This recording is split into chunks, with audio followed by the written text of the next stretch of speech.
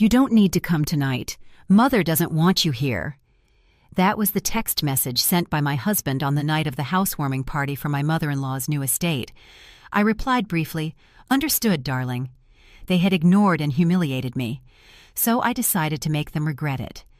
I canceled all payments and clawed back every single cent. An hour later, they started calling me like lunatics. Zelia slowly massaged her temples. On the laptop screen in front of her, a string of numbers indicated that a massive sum had just left her account. It was the final payment for a luxurious mansion located in Tuxedo Park, one of the most exclusive residential enclaves in Atlanta. That house wasn't for her. It was for her mother-in-law, Mother Eudora. Zelia let out a long sigh, closed her laptop, and leaned back in her leather executive chair. As the CEO of a successful high-end fashion export firm, Zelia was used to making multi-million-dollar decisions. But this decision was different. There was a bitterness that wouldn't wash away. It had all started 3 months ago. Her husband, Tavarius, had come to her with a pitiful look on his face. Tavarius was a good man, or so she thought, but unfortunately, he was far too submissive to his mother's will. That night, Tavarius sat next to Zelia, took her hand, and began the persuasion tactics Zelia had heard far too many times. "Baby, Mother is getting old. She says her lifelong wish is just to live in a decent house for the years she has left." Zelia remained silent. The word decent, the standard of decent that Tavarius and Eudora spoke of, was highly relative. The home Eudora lived in now was already good enough, a spacious condo in Buckhead. But Eudora always felt she was lacking something. Eudora had never liked Zelia. To her, Zelia was just a common woman who had gotten lucky in business. Zelia's status as a mogul, far from being a source of pride, became an object of jealousy. Eudora believed that as a daughter-in-law, Zelia should entrust all her earnings to her husband and mother-in-law to manage. Naturally, Zelia refused. She had put blood, sweat, and tears into her business and wanted to use that money only for transparent purposes. But Tavarius was her weakness. "What house are we talking about, honey?" Zelia asked in that moment. "You know, the one over in Tuxedo Park." "Mother went to see it. She says the air is cleaner there, and it has a garden," Tavarius replied, avoiding Zelia's gaze. Zelia almost choked.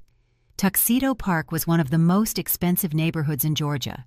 She knew the market prices there perfectly. It wasn't a simple house. It was a small palace. "Tavarius, that price is absurd. We're in the middle of a business expansion."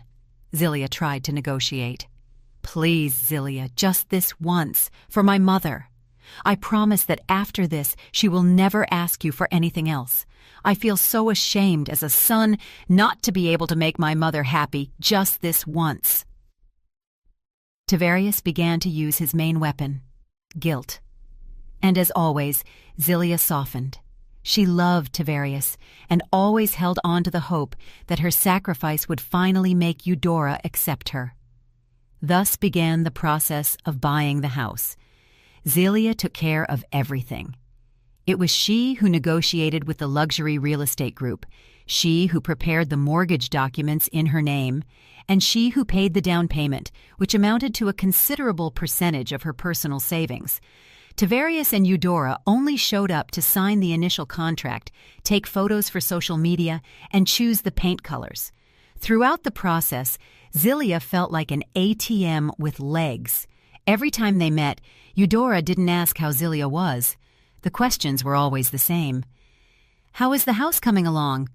When will they finish? Why are they taking so long? Oh, Zelia, I heard the catering for the housewarming party is very expensive. You can afford it, right? Don't embarrass me in front of my friends from the club." Zelia bit her lip. The housewarming party. That was what Tavarius and Eudora had been planning all week. Tomorrow was the big day, the day they would officially unveil the new house. Ironically, Zelia, who had paid for the house in its entirety, was not allowed to participate in the party planning at all. She only received the expense reports. Every day, Tavarius sent her a list of invoices. luxury catering with Wagyu beef sliders and imported truffles, floral decorations flown in from Holland, invitations printed on high-quality cardstock for Eudora's high society friends, and Zelia had no choice but to wire the requested amounts. That night, Zelia returned to her own home, a penthouse in Midtown Atlanta. In the living room, Tavarius and Eudora were laughing and chatting while looking at fabric swatches for the service staff's uniforms for the party.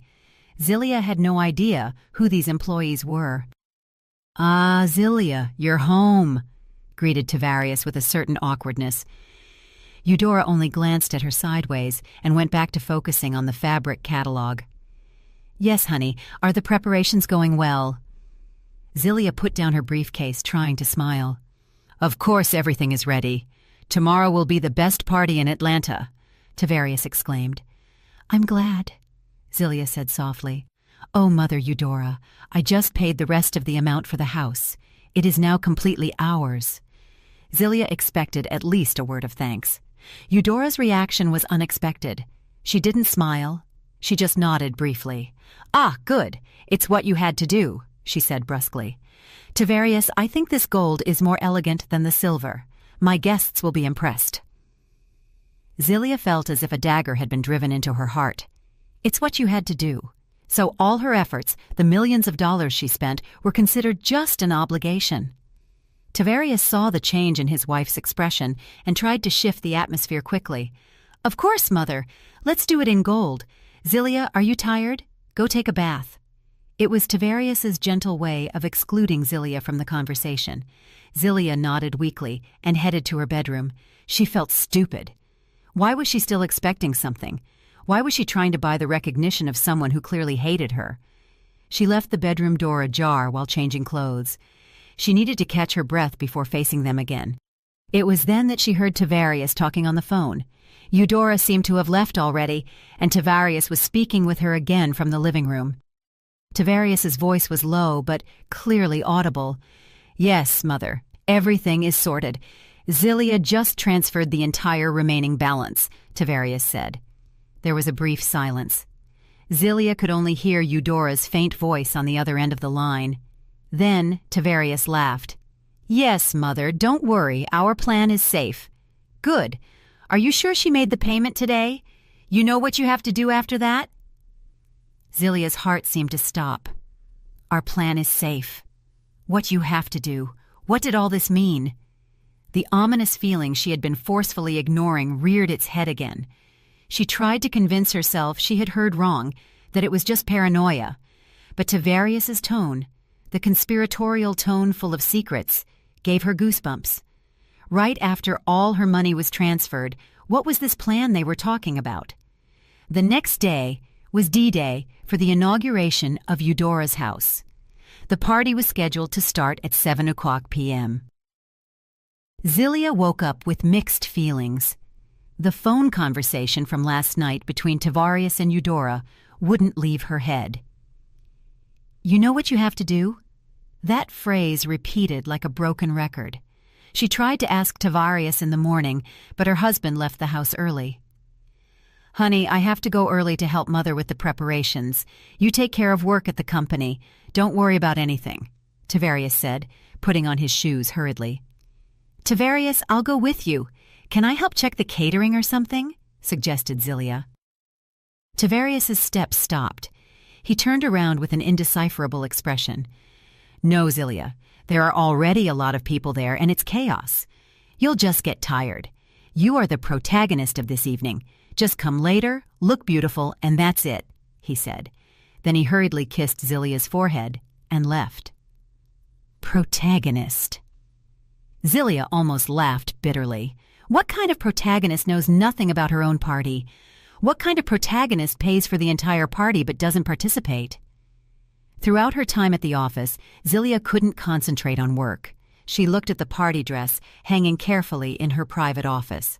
It was a gown she had designed herself, an elegant piece of rose gold brocade with a silk shawl of the same tone. She wanted to look perfect, not for Eudora's friends, but for Tavarius. She wanted Tavarius to be proud of her. She had also prepared a very special housewarming gift, a piece of art by a famous sculptor that she had commissioned 3 months ago. At 4:00 p.m., Zelia decided to leave work early. She wanted to get ready calmly. On the way home, she called Tavarius. "Honey, what time will you come to pick me up? Or should I go alone? We're matching colors, right?" Tavarius's phone rang, but he didn't pick up. Zelia sent a message. The blue read check appeared, but there was no response. Zelia sighed. He must be very busy. She tried to think positively. She also called Mother Eudora, just to formally ask if anything was missing. The phone rang twice and suddenly cut off. Rejected. Zelia's heart began to beat with anxiety. Why did she reject the call? She called again, and it went straight to voicemail. She blocked me. No, impossible. Eudora is older. Maybe she pressed the wrong button by mistake. Zelia repeated that mantra in her head, knowing she was denying reality. At 6:00 p.m., Zelia finished showering and sat in front of her vanity. She applied light makeup, her hands trembling slightly. The bad feeling was getting stronger. She called Tavarius again. This time it went straight to voicemail, just like Eudora. Something was very wrong. Zelia sat still, looking at her reflection in the mirror. The woman in the mirror was beautiful and successful, but she looked pathetic. She was begging for the attention of people who didn't love her. She was funding the luxurious life of people who wouldn't even answer her calls. Tavarius's words from last night returned to her mind. Do you know what you have to do after that? Was this their mission? To cut Zelia out after receiving all the money? After the house was paid for? A shiver ran down her spine. No, it can't be. Tavarius loves me. At least he used to. At 6:30 p.m., the party should have already started. Zelia was still sitting in her room. The beautiful party dress was still hanging, and the expensive gift remained wrapped. She felt like the stupidest person in the world. She had gotten ready and made up for a party she had paid for, but she wasn't even sure if she was invited. She took a deep breath. She had to end this uncertainty. She needed a clear answer. She grabbed her cell phone and opened the messaging app. She wouldn't call anymore. She would send a message, forcing Tavarius to be honest. Although her heart was breaking, her manicured fingers typed without shaking. "Darling, I'm ready, leaving now." She sent the message to Tavarius. Immediately, the 2 gray checks appeared. Zelia stared at the phone screen without blinking, waiting for them to turn blue. Waiting for an answer. A minute passed. 5 minutes passed. The phone in her hand felt heavy. She knew that whatever the answer was, it would change her life forever. She held her breath. Time seemed to have stopped in the luxurious master bedroom. Zelia stared at the screen. Her message seemed so innocent and pathetic under the room's light. The gray checks felt like a mockery. Tavarius had surely read it. He would have the phone in his hand, but he chose not to respond. A few more minutes passed, and Zelia's waiting transformed from nervousness to cold anxiety. She listened to the wall clock in the living room. It sounded like a hammer striking slowly. Exactly at 6:45 p.m., the phone in her hand vibrated violently. Zelia's heart jumped into her throat. She unlocked the screen with trembling fingers. It was a new message from her husband, a single sentence, a sentence that summed up all her fears, her wasted sacrifices, and all the humiliation she had received. "You don't need to come tonight. Mother doesn't want you here." Zelia read the sentence once, twice, 3 times. The words didn't seem to enter her brain. They were strange, like an incomprehensible foreign language. The phone slowly slid from her hand and fell onto her lap, covered by silk pajamas. She was still sitting in front of the vanity. The mirror reflected a beautiful woman perfectly made up with empty eyes. The expensive rose gold dress hanging in the closet seemed to mock its owner's fate. The expensive art gift was on the bed, looking like a monument to stupidity. The initial shock passed in a few seconds, followed by a sharp physical pain. It was as if a giant hand were crushing her heart. It wasn't an "I'm sorry, the party is postponed." Not an "I'm sorry, Mother is feeling unwell." It was a blatant, cruel, and intentional rejection. And the one who sent the message was her husband, Tavarius. He wasn't a simple messenger, he was an accomplice. Suddenly, all the pieces of the puzzle fit together. Tavarius's phone call last night. Our plan is safe. Do you know what you have to do? This was Tavarius's mission, to cleanly eliminate Zelia after all the bills were paid. The house was paid for, the party paid for. They didn't need Zelia anymore. She was just an expired ATM. Other memories flooded her mind uncontrollably. The memory of when she canceled a crucial business trip to Paris just because Eudora had a cold and wanted her daughter-in-law to take care of her. In reality, Eudora just wanted to brag to her neighbors that she could treat her successful daughter-in-law like a servant. The memory of when she covered the losses of Tavarius's completely failed coffee shop business. She used her company's emergency funds, but never heard a word of thanks from Tavarius or Eudora. On the contrary, she only heard complaints. If you were going to give money, you should have invested more. If I had more capital, I surely would have succeeded. Zelia remembered all of Eudora's sarcasms, that Zelia was too rigid and old-fashioned, that she was so obsessed with work that she forgot her duty as a woman. And most painful of all, that she was barren because she hadn't given her grandchildren yet. In reality, they had only been married for 2 years, and it was Zelia who postponed pregnancy to stabilize Tavarius's and his family's finances. During all this time, Zelia had endured it all.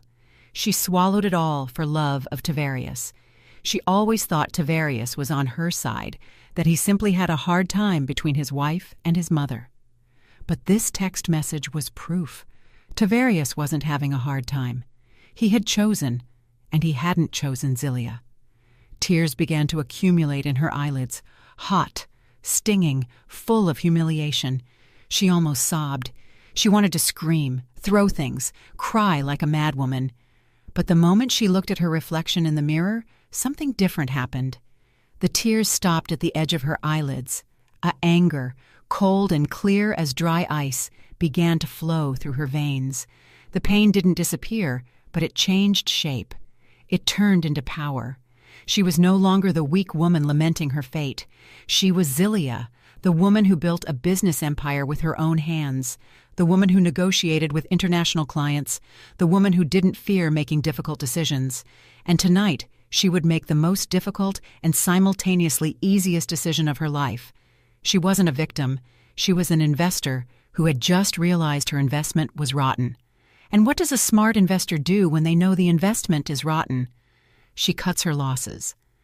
Zelia picked up the phone she had dropped. Her fingers no longer trembled. She opened Tavarius's message again. "You don't need to come tonight. Mother doesn't want you here." She read the message one last time, not with pain, but with disgust. A cold, ironic smile grazed her nude-painted lips. She looked in the mirror and said to herself in a low voice, "Fine. You started this." Her fingers danced over the screen. She wrote a short answer and sent it to Tavarius, an answer that would make them sleep in a momentary sense of victory. "Understood, darling." She sent the message. She knew Tavarius would read it and feel relieved. Good. Submissive as always, Tavarius would probably think. I can go back to enjoying the party, drunk on victory. Zelia left her personal cell phone on the vanity. She wouldn't need it anymore tonight. She got up and walked decisively toward the office in the corner of the bedroom. She ignored the party dress and the gift. She sat in her comfortable executive chair, opened a drawer, and took out another phone. Her business phone. A black, solid, heavy object full of contacts of important people.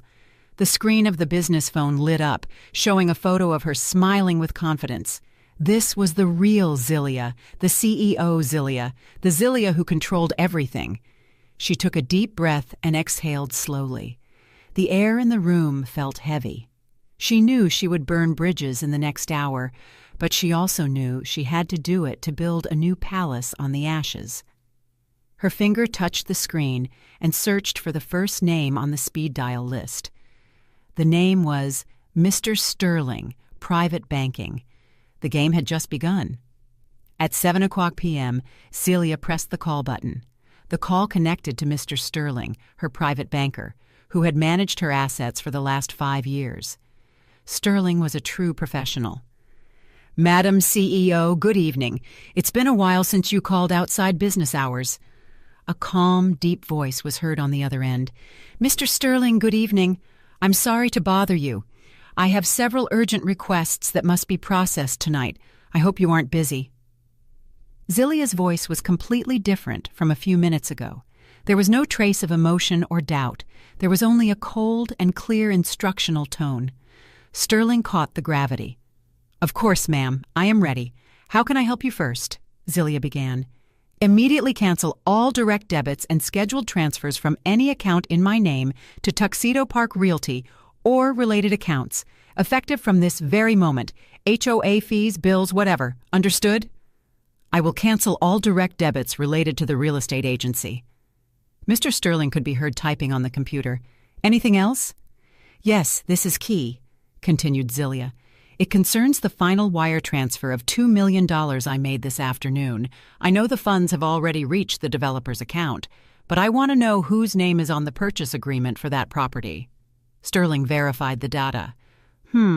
According to records here, the contract holder is Mrs. Eudora, and you are listed as the total guarantor and primary payer. All funds came from your account. Perfect, said Zilia quietly.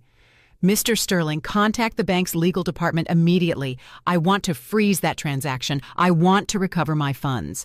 Find a reason. Use any reason. Fraud, coercion, or undue influence. I don't care. I want there to be problems in the property transfer process of that house. A small sigh was heard from Mr. Sterling. Ma'am, that is very complicated. The funds have already been transferred and canceling a paid contract. I know it's complicated, cut in Zilia sharply. I don't pay your salary for you to do easy things. I am a VIP client, and my priority tonight is to create a legal problem in that transaction. I will not sign any documents related to the property transfer. Put that house in bank dispute status. Do you understand me? Understood, ma'am. I will inform the legal team right now. I will take all the measures I can. Sterling's voice was very serious now. Good. Third, this is the easiest part. Permanently block all family cards linked to my main account, the ones in the name of Mr. Tavarius and Mrs. Eudora. No, not a temporary block, permanent, effective as of 10 minutes ago. That can be processed immediately. Permanent block for Tavarius and Eudora. Done, said Sterling. Do you need anything else? That is enough for now. Send me an email confirmation of all requests within an hour, Zilia said, and hung up. She didn't stop. Her hands immediately searched for the next contact. It was Mr. Carmichael, marketing director of the Tuxedo Park Real Estate Group. Zilia had met with him a couple of times. Hello, Mr. Carmichael. Good evening. This is Zilia, the buyer of the estate on Tuxedo Road. Zilia's voice changed now to a slightly panicked tone, but still controlled. Ah, Mrs. Zilia, good evening. What's wrong? Is the party going well? Greeted Carmichael cheerfully. The party? Zilia let out a small, dry laugh. Mr. Carmichael, I'm calling you because a very serious problem has arisen. I am the guarantor and total payer of the property, right? Yes, of course, ma'am. 100% are your funds. Good. I have just received information that I have been scammed by my husband and my mother-in-law. They conspired to appropriate that asset. What, ma'am? What are you saying? Carmichael's voice rose. I don't have time to explain it. But what is clear is that I, as the legitimate payer, have never given my consent for any property transfer. I am officially informing you. I am going to recover all funds, and I am going to file a dispute over that home. I made the transfer this afternoon under duress. Zilia lied, mixing a little drama to make the message stick. But ma'am, the money is already paid, and the party is underway. Exactly, Mr. Carmichael. Send your team there right now. Stop the party and seal the house. That house is now in dispute. I will not sign any papers. If the developer hands the keys to Mother Eudora, I will sue your company for complicity in fraud. Yes, ma'am, calm down. I will send our security team and legal team to the location immediately. We will freeze the status of the home. Carmichael was in a total panic. A lawsuit from a multimillionaire buyer was his nightmare. Good. I await your call. Zilia hung up. 2 triggers pulled. Bank and real estate. Now the third. She called the head of operations at her own company. Langston, sorry to call you at night. Prepare the executive benefit recovery documents for Director Tavarius. The black Cadillac Escalade, license plate 1234KK. It is in the company's name, right? Yes, boss. It is the vehicle provided to your husband, Langston replied, puzzled. No, not anymore. Starting tomorrow morning, initiate the repossession of that vehicle. At 9 o'clock a.m., send someone to pick up the car wherever it is and freeze the payroll account in his name. He is no longer an employee of our company, said Zillia. Tavarius held the title of marketing director at Zillia's company, but it was just a gift. His work performance was close to zero. Understood, boss. I'll do it immediately. Zillia put down the business phone. Finished. 3 calls. Total time, 45 minutes. In 45 minutes, she had destroyed the foundations of the luxurious life Tavarius and Eudora were about to enjoy. She got up and left the office. She took off her pajamas, walked to the bathroom, and filled the tub with hot water. She poured in lavender-scented bath salts. She needed to rest. While she submerged herself in the hot water, exactly at 8:10 p.m., the personal cell phone she had left on the vanity began to scream. The screen shone brightly. Call from husband. The call rang for a long time and cut off. A second later, it lit up again. Call from mother-in-law. Cut off. Call from husband. Husband. Husband. The phone vibrated violently on the glass table, emitting a hum in the room. The calls came incessantly, in a state of panic, full of anger. Zillia closed her eyes and rested her head on the edge of the tub. She smiled slightly. She didn't touch that phone. Let them panic. This was just the beginning. She inhaled the lavender scent deeply. Tonight, she would sleep peacefully. 8 o'clock p.m. At Mother Eudora's new house, the party was at its peak. The house was full of light. The newly installed crystal chandeliers shone, reflecting light on the imported marble floor. Decorations of lilies and white roses filled every corner, spreading a soft fragrance. Classical music played in the background, accompanying the light laughter of the guests and the sound of champagne glasses clinking. Mother Eudora was the star of the night. She wore a custom-made dress full of sparkling sequins and an intricate hairstyle. Her face, covered in thick makeup, shone with triumph. She was standing in the middle of her high society friends, women from the church board and elite social clubs. Everyone praised her. Mother Eudora, is this a house or a palace? It is truly impressive, exclaimed a woman with arms full of gold bracelets.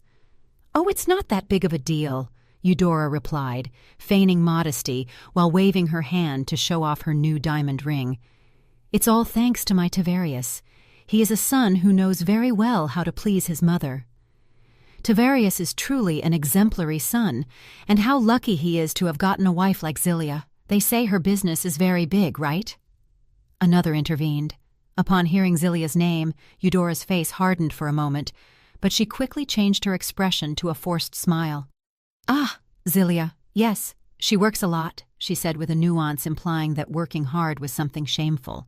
But of course, Tavarius is the one who runs everything. Without Tavarius, Zillia would be nothing. My Tavarius is very smart. Tavarius, who was nearby, smiled with pride.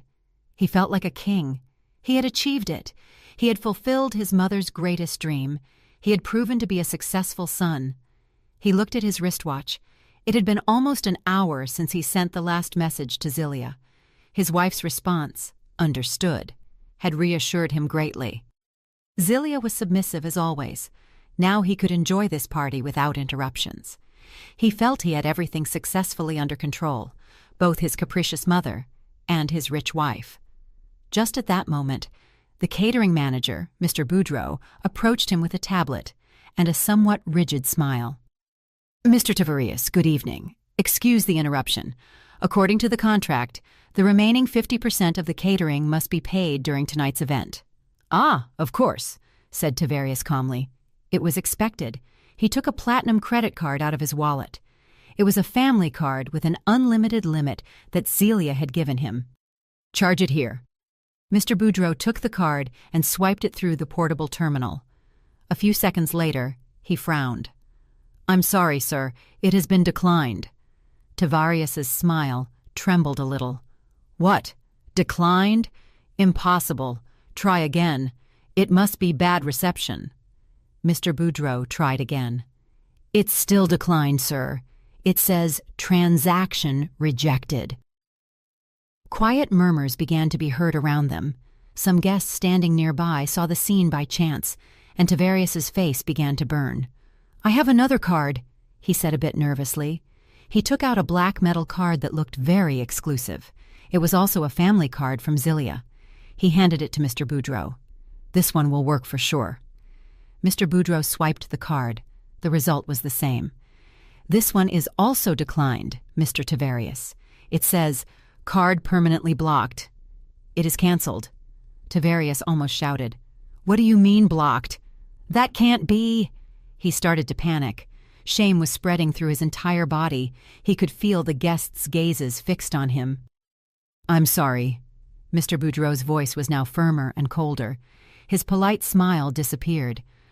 "The total amount is $30,000. Our company rules are strict. If payment is not completed, we must stop service." "Stop service? The party is underway," snapped Tavarius. "We will stop serving drinks and the chefs will stop preparing the main courses. And if it isn't resolved in 30 minutes, we will begin to remove the buffet." "Are you crazy?" Tavarius was truly in a state of panic. Mother Eudora noticed the commotion and walked over.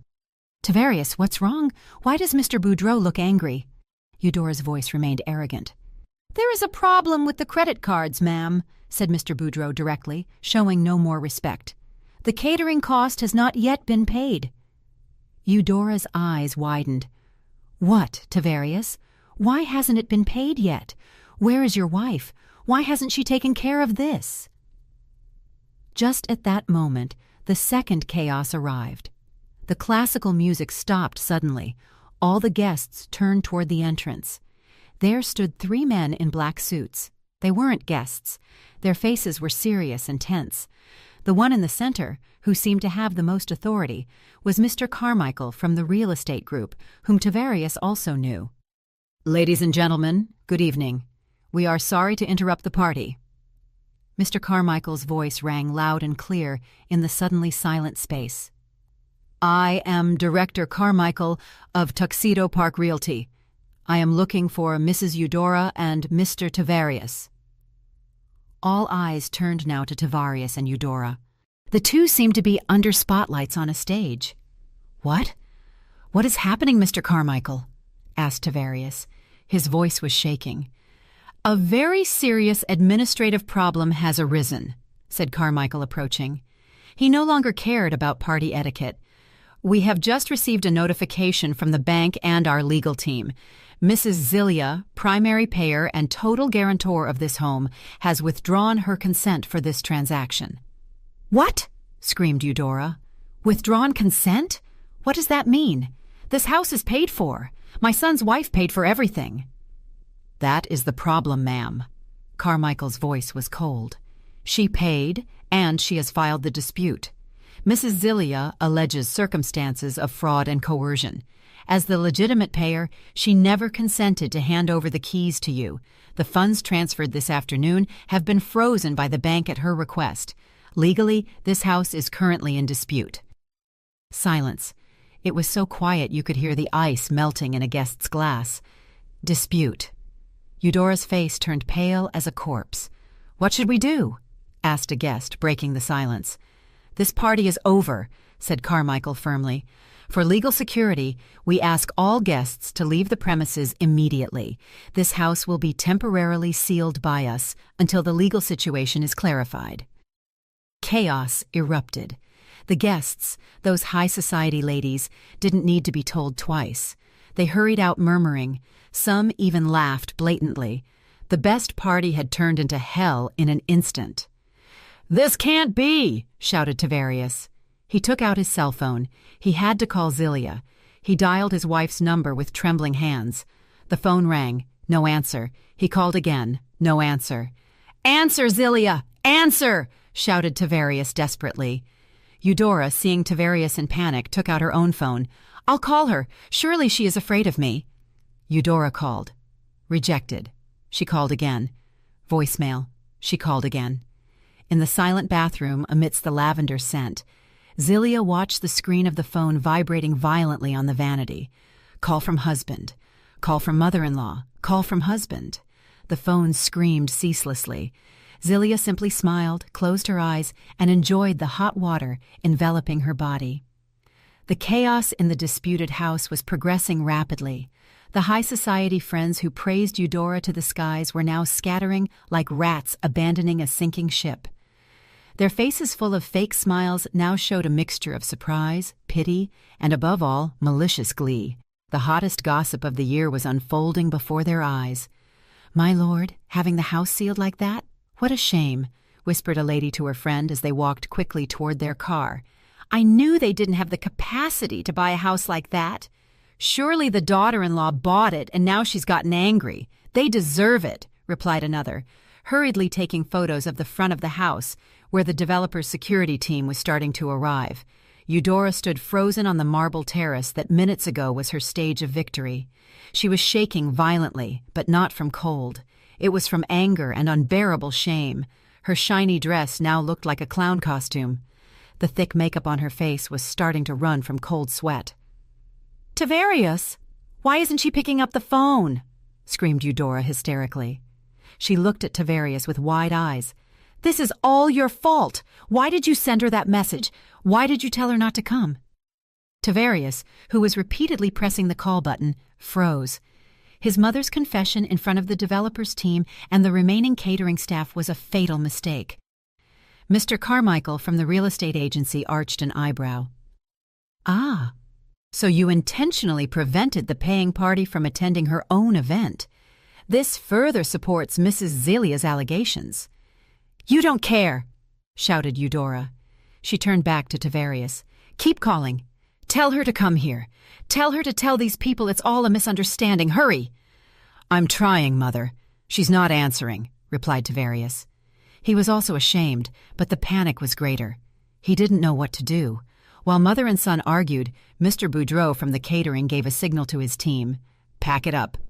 His order was brief. The waiters who until a moment ago were serving food agilely now moved with more speed. They started stacking dirty plates roughly. Wagyu sliders, grilled shrimp, salmon. The buffet food that hadn't even been touched was immediately covered and taken out on carts. They tore down all the floral decorations they had installed. The waiters dismantled the coffee machine and recovered all the bottles. They worked quickly and efficiently, like a team of professional thieves. "Hey, what are you doing?" shouted Eudora. "You can't take that food." "That is no longer paid for, ma'am," replied Mr. Boudreau cynically. "Since the payment has been declined according to the contract, we are reclaiming everything that is our property. In case of non-payment, all goods, including intact food, revert to us." Some waiters even removed the tablecloths, leaving only the bare wooden tables. The luxurious party now looked like a place recently looted. Eudora's shame reached the limit. She had to watch them strip the remains of her splendor before her eyes. After the catering left, it was the developer team's turn. Mr. Carmichael took out a roll of large yellow stickers. "Mr. Tavarius, Mrs. Eudora, we are very sorry for this, but we ask you to leave this property." "What? Are you kicking us out? This is our house," howled Eudora. "Not anymore, ma'am. Until this dispute is resolved, this is a developer property seized by the bank. If you have important personal items, grab them. I give you 5 minutes," said a huge security guard accompanying Carmichael. 5 minutes. Tavarius and Eudora had nothing there, apart from their shattered pride. The two walked down the terrace stairs stumbling, dressed in their most expensive party clothes. Behind them, the security team pasted a large yellow sticker on the majestic wooden door. "Access prohibited due to legal dispute." And the guard put an additional padlock on the main door. Eudora and Tavarius were now standing on the street, outside the gate of their dream house. The garden lights were still on, ironically illuminating their pale and defeated faces. The cars of the last guests buzzed past. The passengers didn't even wave, as if they were bothered. This is a dream, Tavarius. It's a dream, right? Whispered Eudora. Her legs failed her, and she sat on the dusty curb. Her expensive dress got dirty. Tavarius didn't answer. He kept looking at his cell phone. Dozens of missed calls. Dozens of messages with only the gray check. He typed new panic messages over and over again. Zilia, pick up the phone. Zilia, answer now. Mother is going to faint because of you. What do you mean you blocked the cards? Are you crazy? You have made fools of me and Mother. I told you to answer. The continuous messages were sent without reply. Tavarius wanted to throw the phone into the road.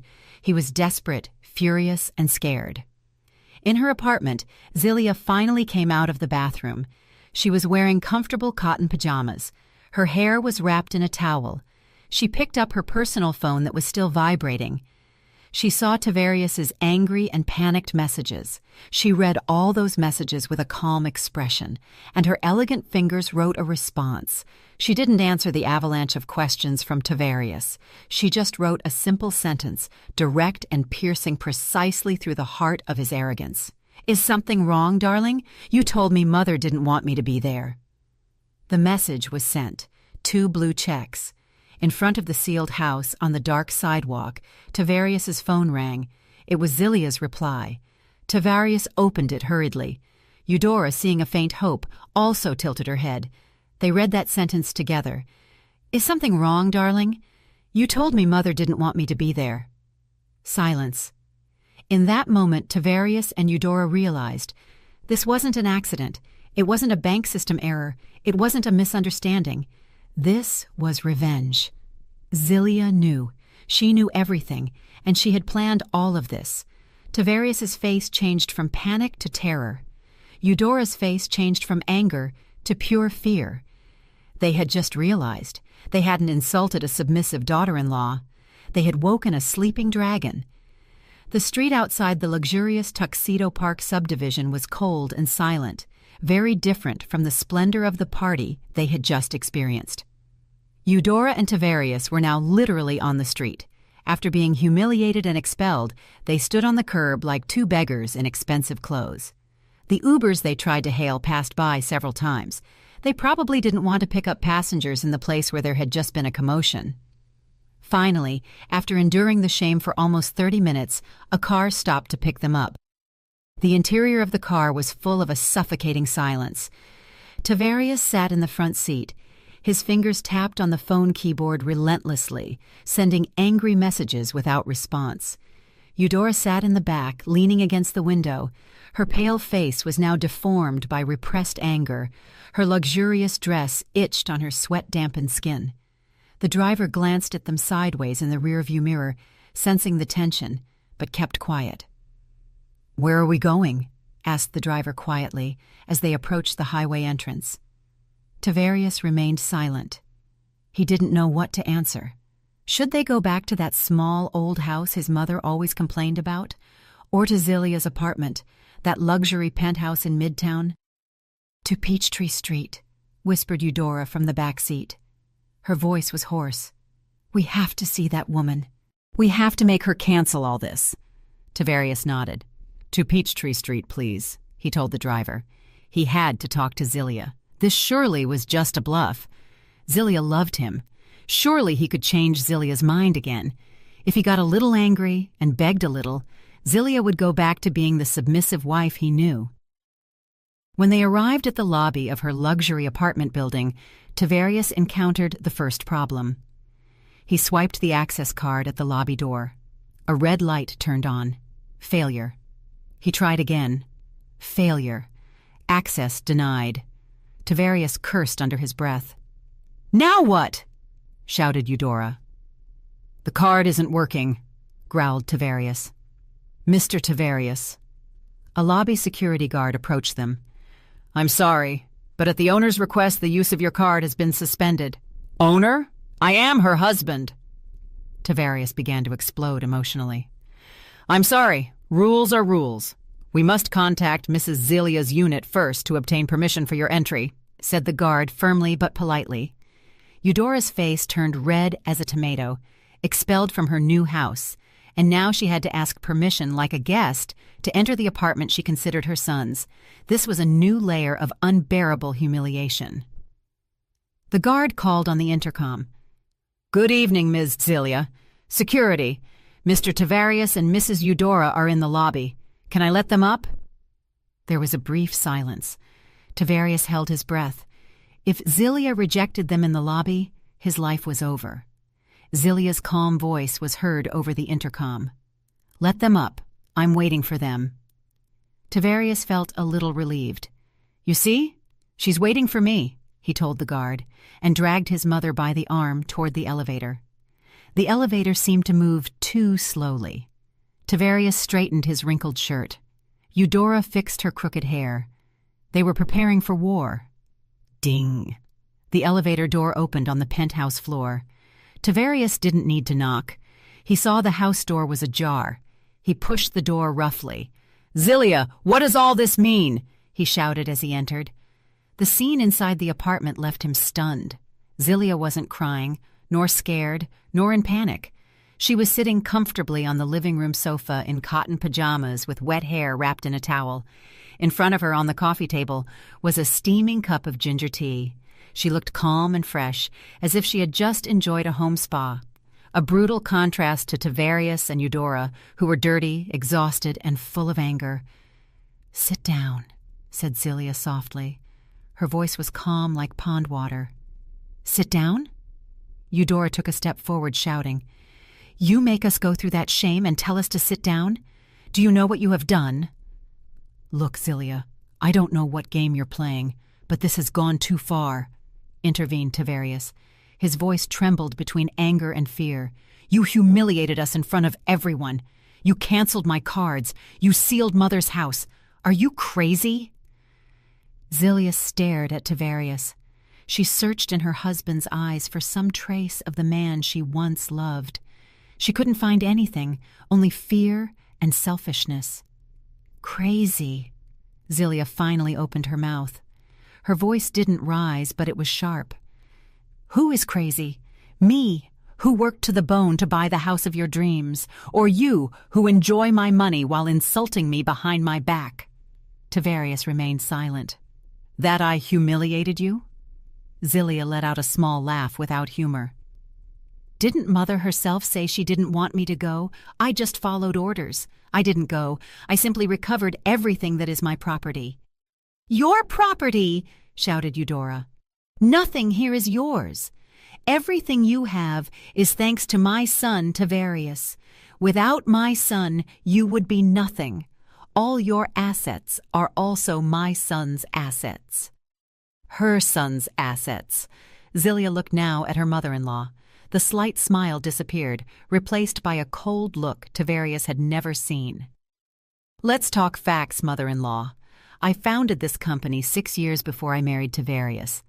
I bought this apartment in cash 2 years before I met Tavarius. The cars in the garage are all in my company's name, and that luxurious house you bragged about so much was paid 100% with money from my personal account. So tell me exactly, where are your son's assets?" Eudora was left open-mouthed. She couldn't answer. "Zelia, stop talking nonsense." Tavarius tried to take control of the conversation. His tone softened a bit, trying the pleading strategy. Okay, I was wrong. I apologize for sending that text. Mother made me do it. You know how she is. But we didn't need to get to this. Honey, cancel all this. Call the bank, call the developer. Say it was a misunderstanding. We can still fix it." Zelia looked at him. "Fix it? There is nothing to fix, Tavarius. That text message wasn't a mistake. It was the truth. The truth that finally opened my eyes." She stood up from her seat. "I'm done," she said calmly. "Done? What do you mean?" asked Tavarius. A bad feeling invaded him. Zelia walked toward the door. Next to it were 2 large suitcases and a travel bag. They were suitcases Tavarius recognized as his own. "This marriage is over, and my role as your ATM is too," said Zelia. She kicked the suitcases gently toward Tavarius. "Those are your things. I packed everything I could. Expensive clothes, watch collection, Shoes. Tavarius's eyes widened in terror. Are you kicking me out? I'm not kicking you out, corrected Zilia. I'm just returning you to where you belong. This is my apartment. I bought it with my blood and sweat, and I don't want to breathe the same air as someone who insults me and conspires with his mother to cheat me. Con artists. Watch what you say, Zilia, shouted Eudora. You enjoyed my money, but told me not to go to the party I paid for.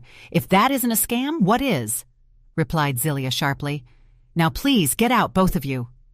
Zilia, don't do this. Tavarius was truly scared. He tried to take Zilia's hand. Zilia pulled her hand away as if she had touched fire. Don't touch me. For the first time she raised her voice. I have ordered your car to be repossessed, and they will take it tomorrow at 9:00 a.m. The credit cards are already blocked, and tomorrow morning my lawyer will send you the divorce papers. No. Tavarius shook his head in disbelief. Ah, and one more thing. Zilia smiled cynically. Live comfortably in your new house. Which one was it? Ah, the one that is still sealed. She opened the apartment door wide, pointing to the exit. Out, she ordered. Eudora, seeing Tavarius frozen by shock, tried to move forward to push Zilia. You can't do this to my son! Zilia grabbed Eudora's hand with surprising strength. Don't you try to touch me in my own house again, mother-in-law, growled Zilia. Her eyes spit fire. If you don't leave right now, I will call security to drag you out. Seeing Zilia's look, Eudora got scared. She took a step back. Tavarius dragged his suitcases with trembling hands.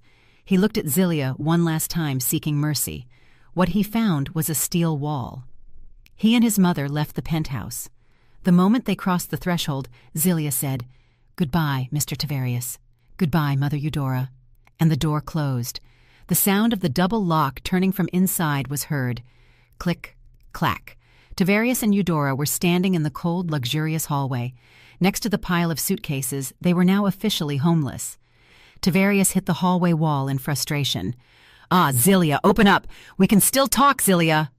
There was no answer, only silence. That night was the longest in Tavarius and Eudora's lives. They had nowhere to go. Eudora's old house on the outskirts of the city, a duplex in East Point, seemed like the most shameful option, but they had no other.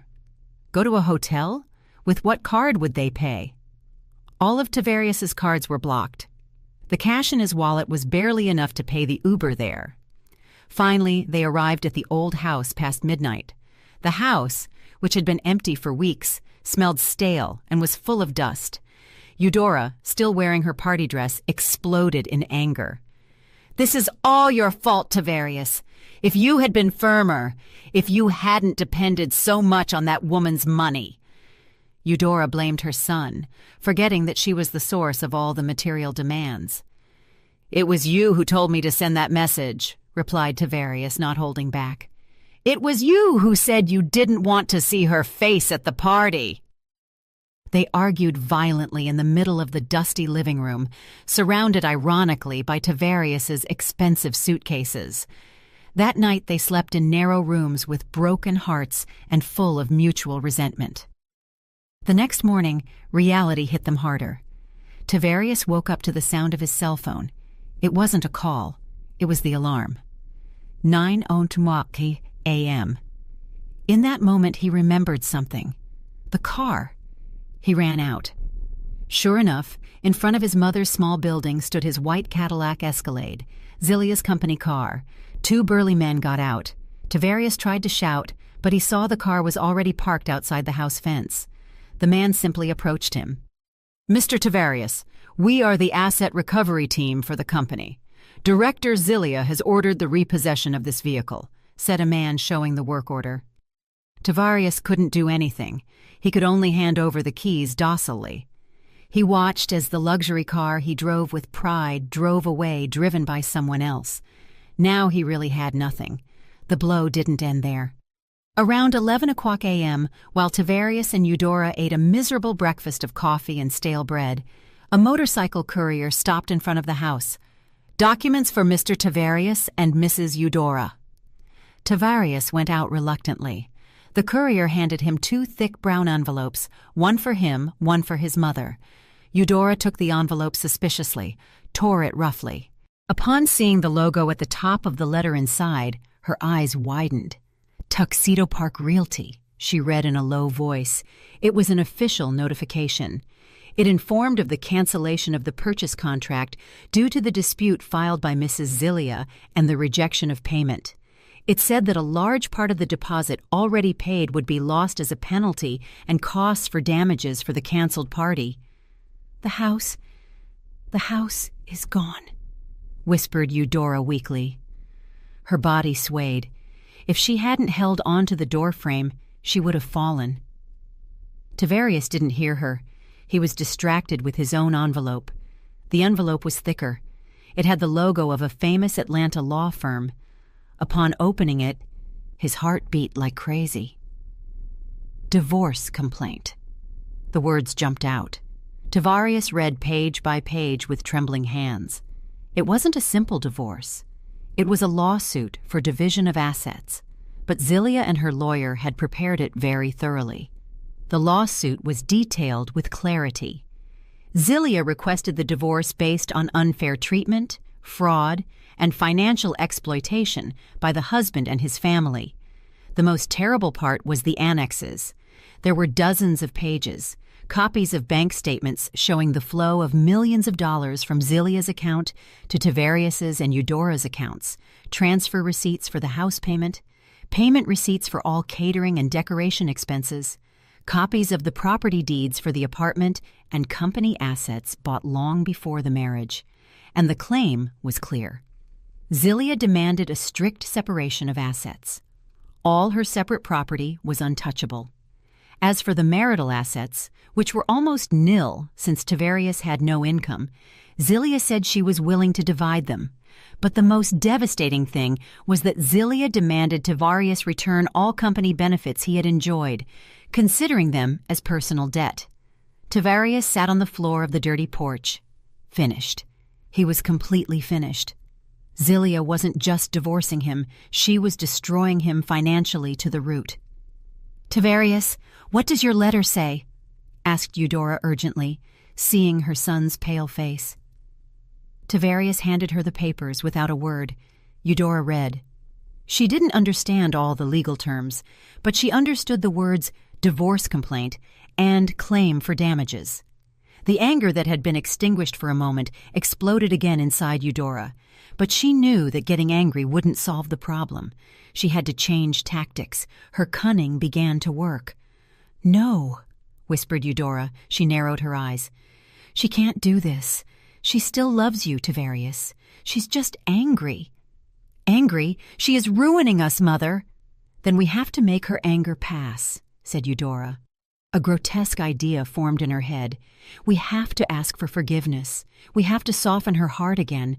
Mama will kneel before her. I will cry in front of her. She is a good girl. She won't be able to bear seeing her mother-in-law kneeling."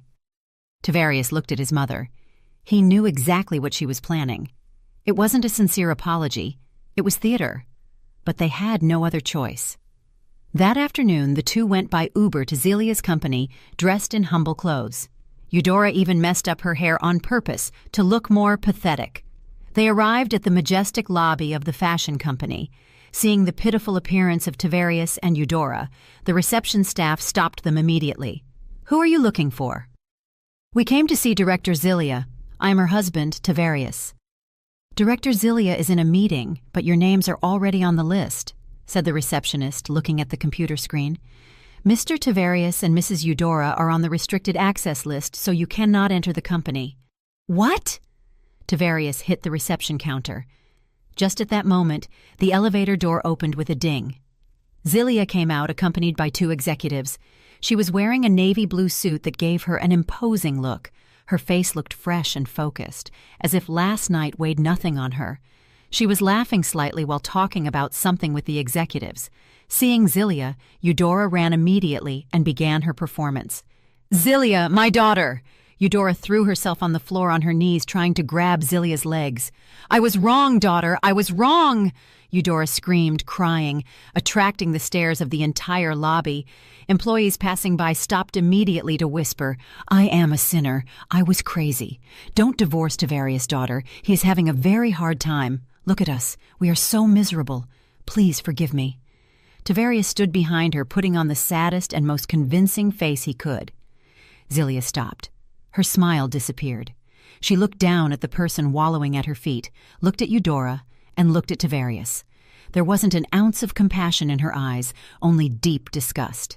She sighed and said to the executive, "Langston, call security, please." "Zelia, it's me, it's Mama!" screamed Eudora louder. Zelia leaned down a little, but not to lift Eudora. She looked directly into her mother-in-law's eyes full of fake tears. "You are not my mother," said Zelia softly, but her voice was heard clearly in the silent lobby. "My mother taught me about dignity and honesty. You just wanted my money." Zelia straightened up and said, "This cheap theater is over." 2 security guards approached quickly. "What's wrong, boss?" "Get these 2 people out of the building, please." Zelia's voice returned to normal and professional. "Make sure they never set foot in my company building again. Never." "Understood, boss." The guards grabbed Eudora's and Tavarius's arms. "No, let me go. Zelia, God will punish you, you ungrateful wretch." Suddenly, Eudora's crying ceased, and her face transformed into a mask of terrible anger. Her theater was discovered in an instant. She kicked and hurled insults. Tavarius had no choice but to follow docilely while they dragged him. He looked at Zelia, who didn't even turn around. Zelia simply fixed her clothes, turned around, and headed back to the elevator, continuing her conversation with the executive as if nothing had happened. While they dragged Eudora through the glass doors of the lobby, she shouted for the last time, "You will regret it, Zelia. You will grow old and be alone." The glass doors closed, blocking her voice. Zelia, inside the elevator, just smiled slightly. She had already overcome regret. Now she was entering the field of freedom. The following months were hell for Tavarius and Eudora. After being humiliatingly expelled from Zelia's company, they returned to the narrow house in East Point. That house, which they once abandoned with arrogance for the house of their dreams, now felt like a suffocating and miserable prison. The failed party, the sealed house, and the humiliating story of Eudora being expelled from the lobby of Zelia's company spread faster than fire. Eudora's high society friends not only moved away from her, but actively turned her into the laughingstock of all gatherings. "Eudora? Oh, the one with the dispute? Ha ha ha ha ha. I heard she lives in a dump again. What a pity. That's why you shouldn't be arrogant, especially with the daughter-in-law's money." Eudora, who lived for social recognition, collapsed completely. She locked herself in her room for days. She refused to eat. She didn't leave the house for shame of meeting the neighbors. The stress, shame, and irregular eating habits caused her health to deteriorate quickly. Her hypertension reappeared, and her diabetes worsened. The woman who once adorned herself with shiny dresses now lay in a creaking bed in old pajamas, lamenting her fate. Meanwhile, Tavarius tried to find a way out. His savings, which were actually remnants of the money Zelia gave him, disappeared quickly in living expenses. He had to get a job. But what could he do? The title of marketing director at Zelia's company was just a facade. He had never really worked. He had no real skills. Tavarius sent fake resumes with his director experience to several companies. He got some interviews, but they all ended in failure. Experienced interviewers quickly realized that the man in front of them was empty. "Mr. Tavarius, your resume says you increased exports by 200%. Could you explain what specific strategy you used? How did you analyze the European market?" asked the HR director of one company. Tavarius stammered. Sure. Working hard and watching trends. Yes, I saw trends on the internet." The interviewer just smiled slightly and closed the folder. "Understood, Mr. Tavarius. We'll call you." "We'll call you" was the universal code for you're rejected. After dozens of rejections, Tavarius began to despair. He had no choice but to lower the bar. From director to manager, rejected. To section head, rejected. To entry-level employee, rejected. Finally, with tremendous shame, he had to do whatever he could get. He started driving for Uber with a rented car whose daily fee choked him. The luxurious life he enjoyed, high-end cars, expensive watches, meals in luxury restaurants, now seemed like a distant dream. His reality was sitting in a rented car that smelled of tobacco for hours waiting for a ride, often returning home earning barely enough for gas and a meal. The narrow house became an eternal battlefield. The sick Eudora became increasingly demanding and irritable. Tavarius, exhausted physically and mentally, also exploded easily. "Tavarius, where is the money? I've run out of pills. What kind of job do you do? You can't even earn enough for your mother's medicine," shouted Eudora from the bedroom. "Money, money, money. Do you think it's easy to make money?" replied Tavarius, throwing the car keys on the table. "I drive from dawn to dawn, and this is it. Barely enough for rice and a fried egg." "When Zelia was here, you weren't like this. Then you were a good son," said. Upon hearing Zelia's name, the veins in Tavarius's neck swelled. "Enough, Mother, enough. Whose fault is it that all this happened? It's your fault, for your vanity. If you hadn't been so greedy, if you hadn't insulted Zelia, we wouldn't be like this. Now you blame your mother? You are the one who didn't know how to be a husband. You are the one who didn't know how to control his wife. Stupid, Tavarius, stupid." Those fights became their daily routine. They blamed and cursed each other. There was no love left between mother and son. Only hate and late regret remained. They were trapped together in the poverty trap they themselves had created. To survive, they started selling the things left in the house. Old furniture, the imitation jewelry Eudora once bragged about. Everything was sold at bargain prices.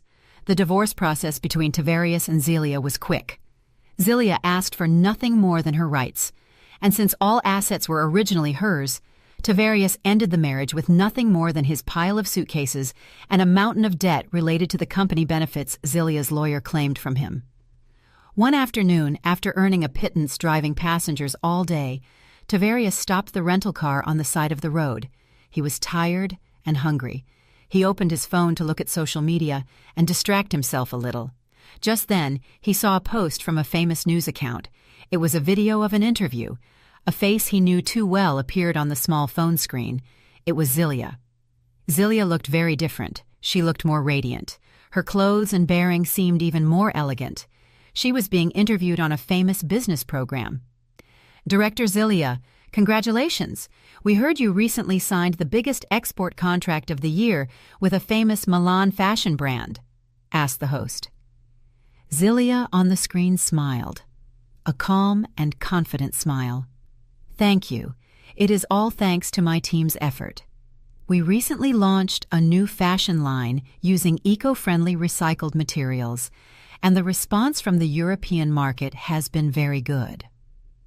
You are a role model who is successful in business and looks very happy. What is your secret? As you know, you recently went through a difficult time in your private life."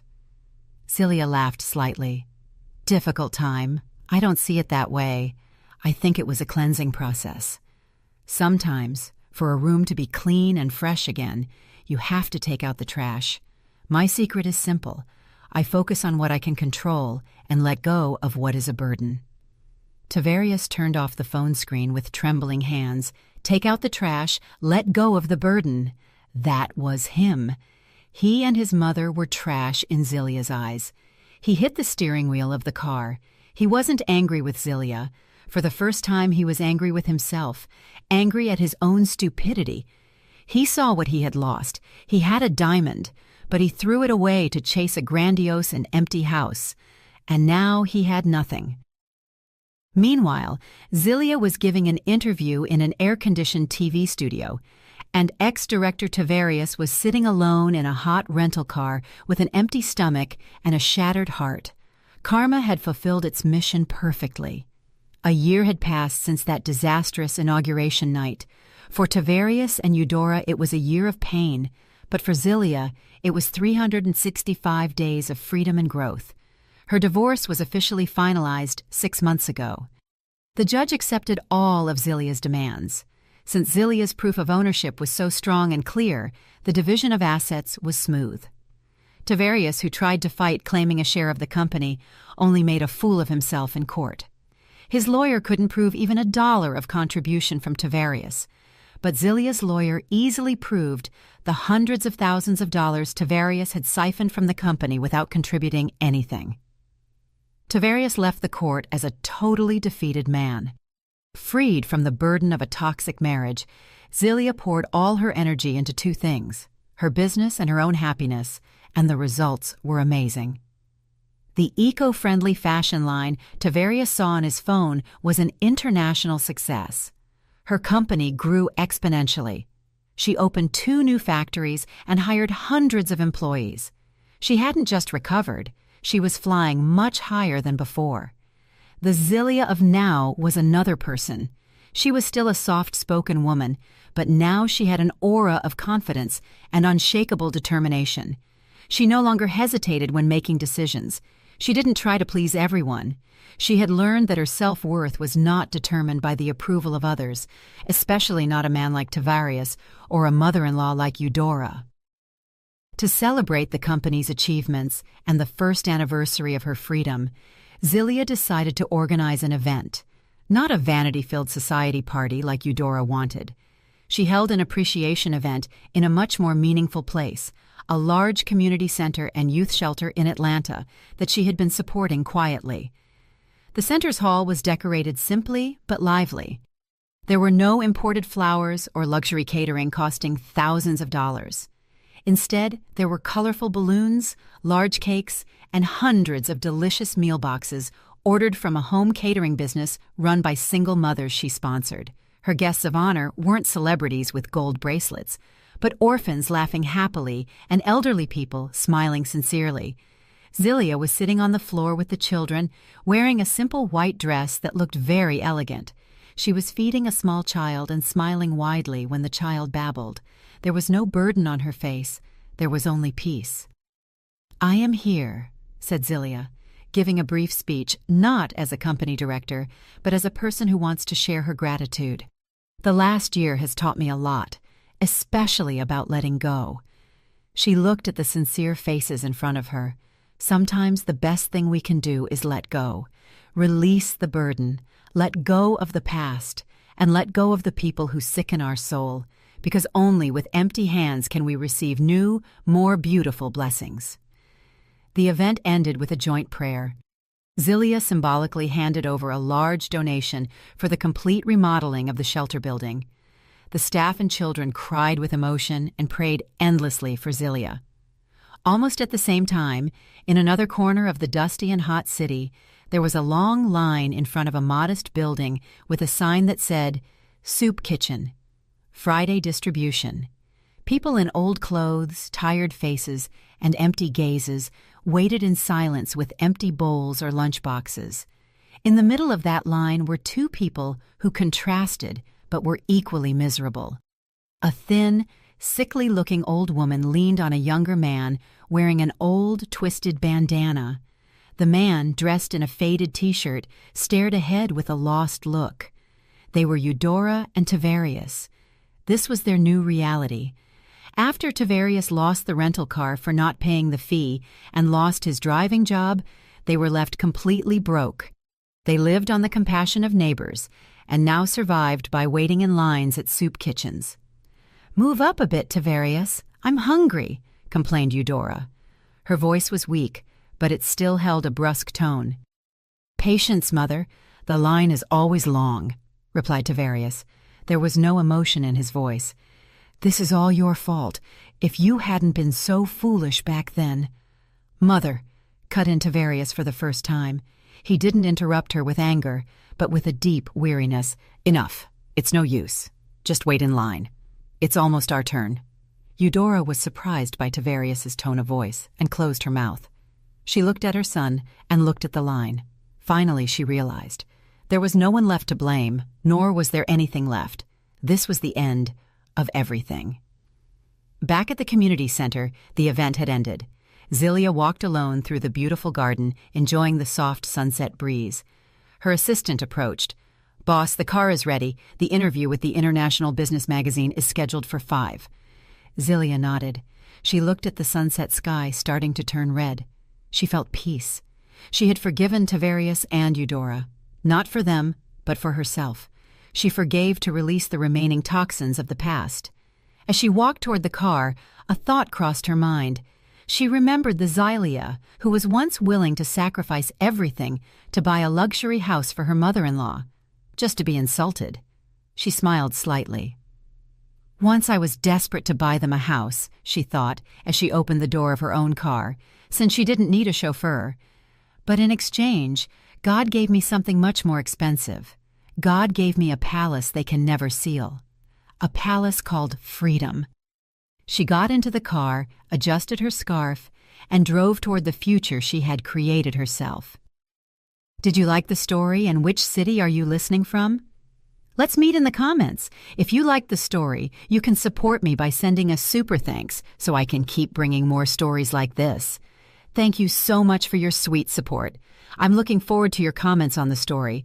On the screen, you can see 2 new life stories that I highly recommend. There's so much more on my channel. Don't forget to subscribe. See you in the next life story with love and respect.